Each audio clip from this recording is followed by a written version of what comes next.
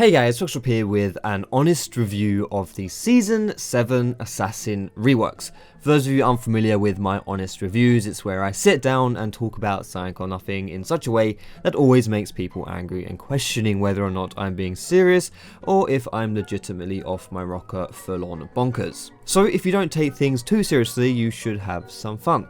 But either way, this is the internet where people always take things way too seriously, so make sure to peruse down to the comments section if you're looking for a quick chuckle. So, Assassins, reworks. Two words that, historically speaking, are things that might worry any League player with half a decent memory. Assassins in League are like a drunk toddler.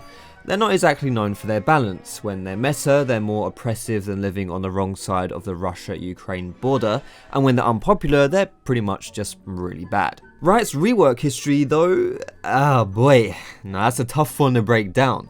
That's like chatting up a bird on Twitter who's got a few cute selfies and then meeting her in real life. That shit is a 50-50 as to whether or not she's a legit honey or actually full on buzz. You can never really tell nowadays. It's a game of trickery, you gotta be careful. Same for Riot and their reworks, it's hit and miss. You got people like Poppy and Sion who reformed from weird shitty little champions into less troubling but still serviceable choices. But then you got champs who seem to bounce between trouble more violently than an anaconda backup dancer's booty, champions like Ryze and Rengar. Speaking of which, Rengar is on the list of champions being reworked. Again, this time around they're making it so his ferocity is more combat focused rather than something you can build up in reserve and store for the next fight, which honestly makes a decent amount of sense since, after all, it is ferocity and not sexual frustration. They're also making it so it's very easy to know when Rengar is nearby to you in his ultimate, and I mean very bloody easy. The problem with Rengar is that he utilizes both stealth and one-shot mechanics, like burgers and bacon or uber danger and power. That's not a very healthy combination. On top of that, how the bloody hell do you balance something that relies heavily on not being seen while needing to be able to instantly kill someone to not be useless? Let's not forget that Riot has already tried to address this issue before. This isn't Rengar's first rework rodeo.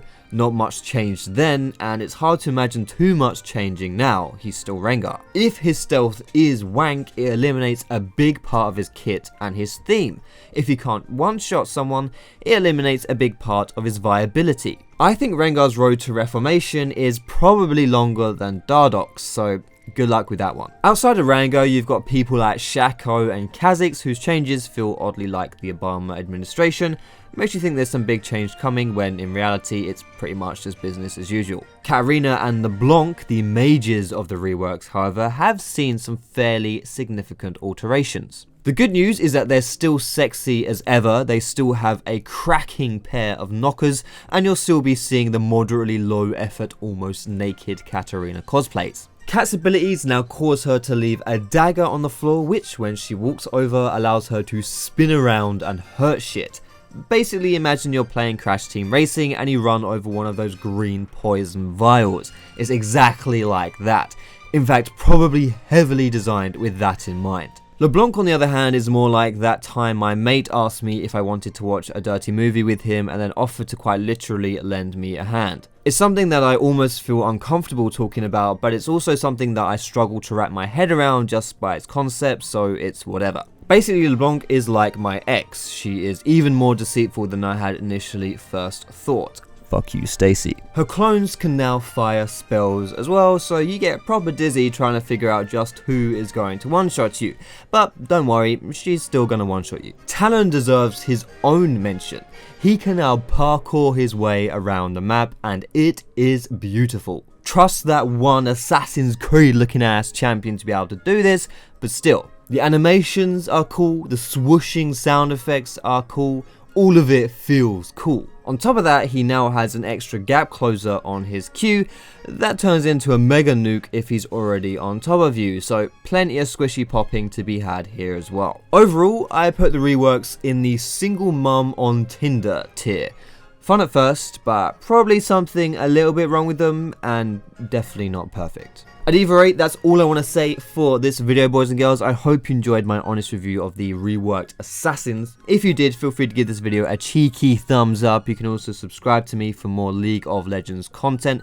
You can let me know what you thought about the videos down below in the description. But most importantly, boys and girls, thank you so much for watching. Have a great day, and I will see you in my next video.